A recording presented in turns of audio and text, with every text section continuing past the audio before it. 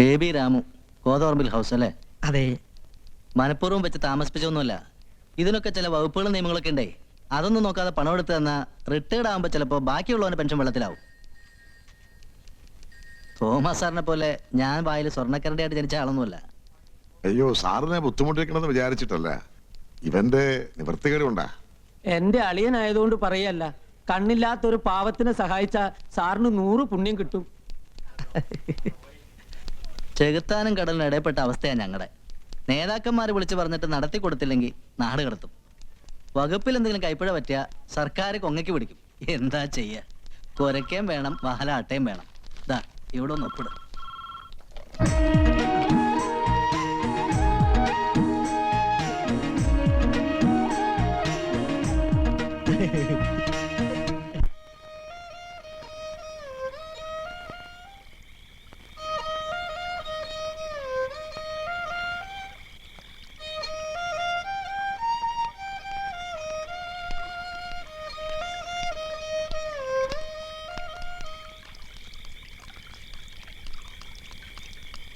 കിട്ടിയോ കൊച്ചേട്ടാ? കിട്ടി.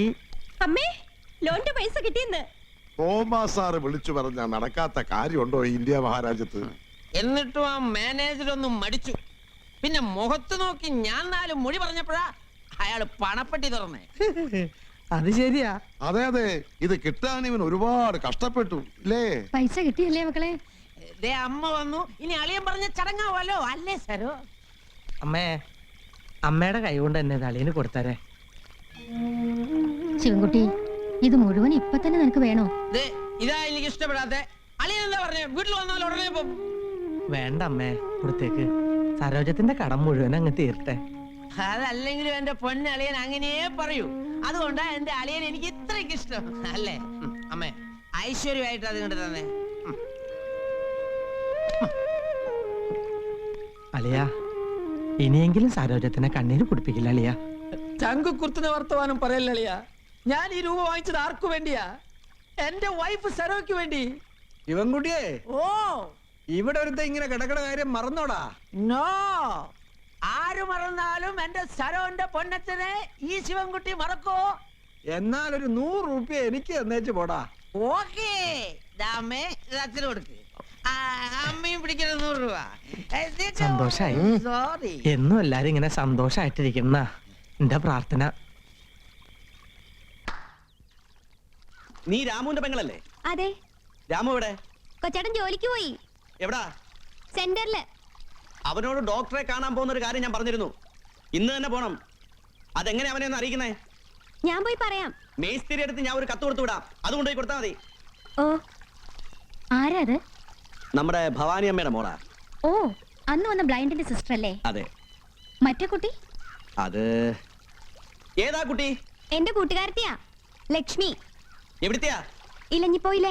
ഓ, നമ്മുടെ കല്യാണമ്മയുടെ മോളോ? ആ. ആ കുട്ടി ഊമയാ. അയ്യോ പാവം, മിടുക്കി കുട്ടിയല്ലേ? ഇവളുടെ അച്ഛൻ ലോറി തടി കയറ്റിക്കൊണ്ടിരുന്നപ്പോ കയറ് പൊട്ടി തടി വീണ് മരിച്ചതാ. Oh my God. ഫേറ്റ്. തോമാച്ചനി നാട്ടുകാരുടെ സകല ചരിത്രവും ഭൂമിശാസ്ത്രവും കാണാപ്പാടമാണല്ലോ. കണ്ണു പരിശോധിക്കുന്ന ഡോക്ടറെ കാണുന്ന കാര്യത്തിനാ. കൊച്ചേട്ടന് കാഴ്ച കിട്ടിയ നിന്റെ ഭാഗ്യ. പ്രാർത്ഥിച്ചോ. എന്നിട്ട് വേണം മൂലകുമടക്കി ഭരിക്കാൻ അണ്ണാർക്കണ്ണന് മോഹം. അമ്പോ അണ്ണാർക്കണ്ണന് മോഹം.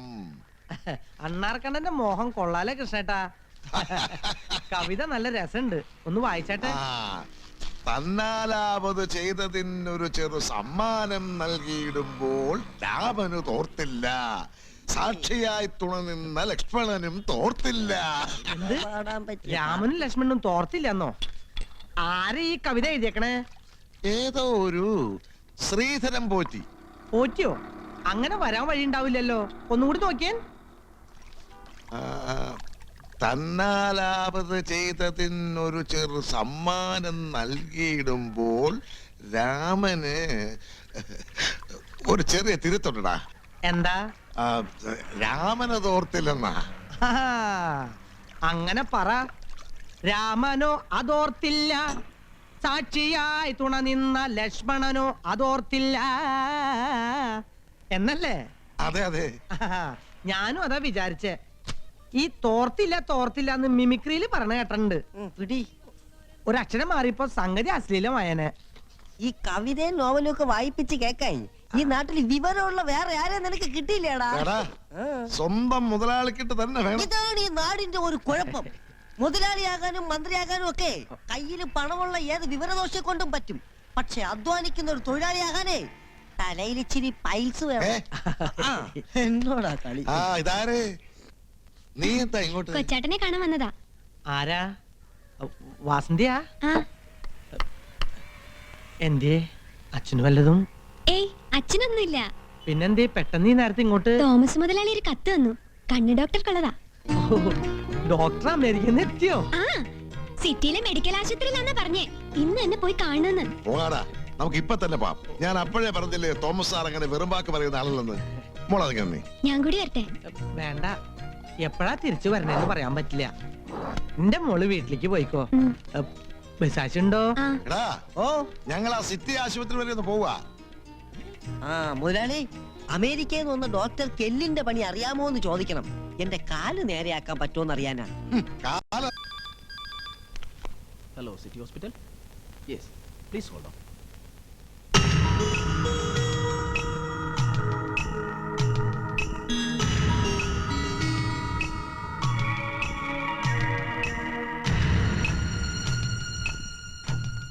ഇയാളെ ടേബിളിൽ കിടത്തു. വരൂ.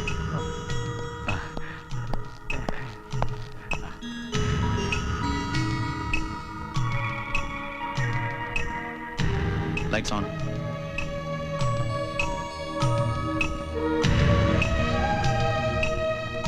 ഈ പേഷ്യന്റിനെ എന്റെ മുറിയിലിരുത്തിയേക്കും. ശരി ഡോക്ടർ. ആ രാമു എഴുന്നേറ്റോളൂ. ആ ഇരിക്കൂ. എക്സ് MP തോമസുമായിട്ട് എങ്ങനെ പരിചയം? തോമസ് സാറ് ഞങ്ങളുടെ എല്ലാമാണ്. ആഹാ, എന്താ ഡോക്ടറെ, രാമുവിന് കാഴ്ച കിട്ടുമോ? തീർച്ചയായിട്ടും. ഓപ്റ്റിക് നെർവ്സിനൊന്നും ഒരു പ്രോബ്ലം ഇല്ല. എന്ന് വെച്ചാ രാമുവിന്റെ കണ്ണിലേക്കുള്ള ഞരമ്പുകൾക്കൊന്നും ഒരു കുഴപ്പമില്ലാന്ന്. കണ്ണ് ട്രാൻസ്പ്ലാന്റ് ചെയ്താൽ, ഐ മീൻ അതായത് കണ്ണ് മാറ്റി വെച്ചാൽ കാഴ്ച കിട്ടും. ഞാൻ പറഞ്ഞില്ലേ നിനക്ക് ഭാഗ്യമുണ്ടടാ.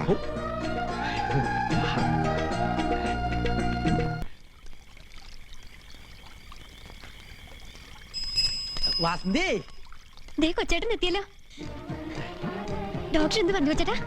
ഞരമ്പുകൾക്കൊന്നും കുഴപ്പമില്ലെന്ന്. കണ്ണ് മാറ്റി വെച്ച കാഴ്ച കിട്ടുന്ന പറയണേ. എന്റെ ഭഗവതി, നേരെയാണോ ഞാൻ ഈ കേക്കണേ?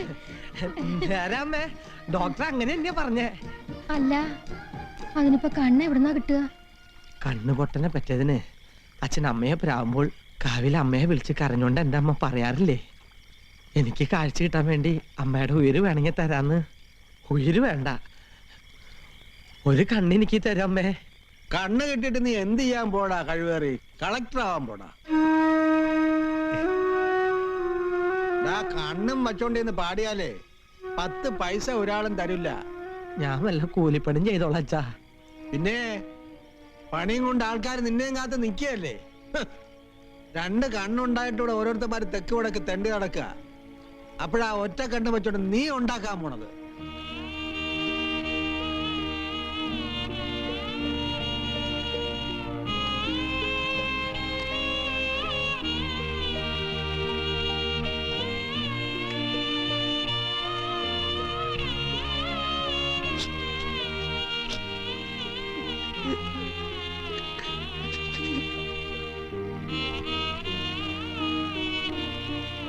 നിന്റെ പാട്ട് കേട്ട് മയങ്ങിയിട്ടൊന്നും അല്ല ആളുകൾ പണം തരണത്. കണ്ണുപൊട്ടം പഠനമുണ്ടാ.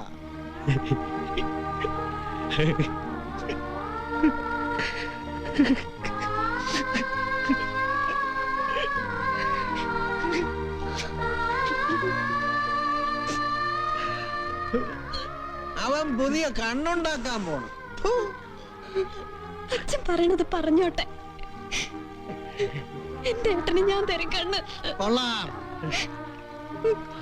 എന്നാ പിന്നെ കേമാവും. അല്ലേ തന്നെ ഒരുത്തന്റെ കൂടെ പറഞ്ഞു വിടാൻ 10 ചക്രത്തിന് വഴിയില്ല. അപ്പളാ അവള് കണ്ണൊലത്താൻ പോണ്. കണ്ണും കൂടി ഇല്ലെങ്കിലേ ഒരു പട്ടിച്ചാത്തനും ഉണ്ടാവില്ല കൊണ്ടുപോവാൻ. മൂത്ത് നരച്ച് നരകിച്ച് ഇവിടെ കിടന്ന് നിരങ്ങും നീ. ഞാൻ സഹിച്ചോളാം. എന്റെ കൊച്ചെണ്ണ വേണ്ടിട്ടല്ലേ? ഇപ്പൊ കഴിവാറി തർക്കുത്തരം പറയുന്നു. പറയും. ഈ വീട്ടില് പെടക്കോഴി കൂവണ്ട. കൂവിയാലുണ്ടല്ലോ അറക്കും ഞാൻ. അവൻ കണ്ണും വെച്ച് ഉള്ള കഞ്ഞില് മണ്ണ് വാരിയിടാൻ പോണു. ഇത്രയും നാള് ജീവിച്ചില്ലേ, അതുപോലെ മതി.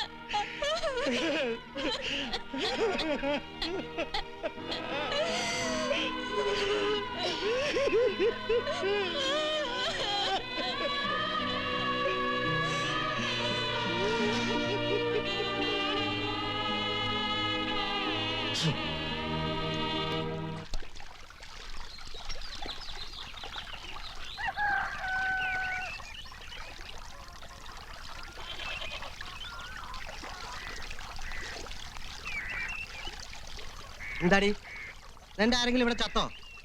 പുറത്തേക്ക് ഇറങ്ങുമ്പോ ശകുനക്കാടായി കുത്തിയിരുന്നോളൂ. എണീറ്റ് പോടി അകത്തേക്ക്. ആ ഇപ്പൊ ഒക്കെ തഴഞ്ഞു. ഇങ്ങോട്ട് മാറി വഴിന്ന് കാലത്തെ ഓർന്ന് വന്ന് കേറിക്കോളും. എന്തേ? എന്തിനാ രാവിലെ രാമോട്ടനെ അന്വേഷിക്കണേ? എന്താ?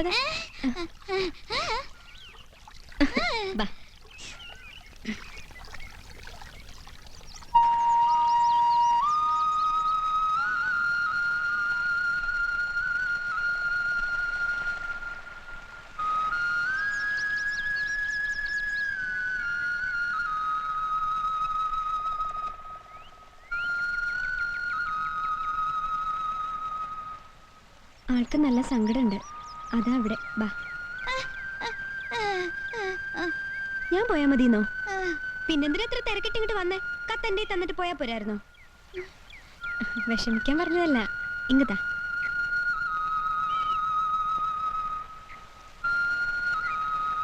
കൊച്ചാട്ടാ, എന്നെ ഒന്ന് ഒറ്റയ്ക്ക് വിടും മോളെ. കണ്ണില് മാത്രല്ല, കൊച്ചേട്ടന്റെ ചങ്കിലും നിറയെ ഇരുട്ടാ. ഈ വെള്ളച്ചാട്ടത്തിന്റെ അരമ്പിൽ കേട്ടിങ്ങനെ ഇരിക്കുമ്പോ ഇത്തിരി സമാധാനമുണ്ട്.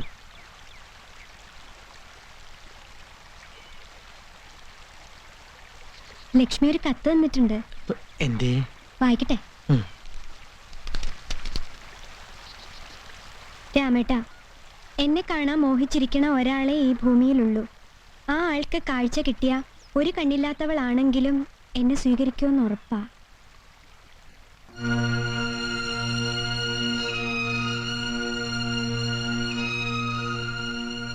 ആ ആളെ കാണാൻ എനിക്ക് ഒരു കണ്ണ് മതി. രാമേട്ടൻ എന്നെ കാണാൻ എന്റെ ഒരു കണ്ണു പോരെ. ലക്ഷ്മി വന്നിട്ടുണ്ടോ? ഇവിടെ ഉണ്ട്. എവിടെയാ?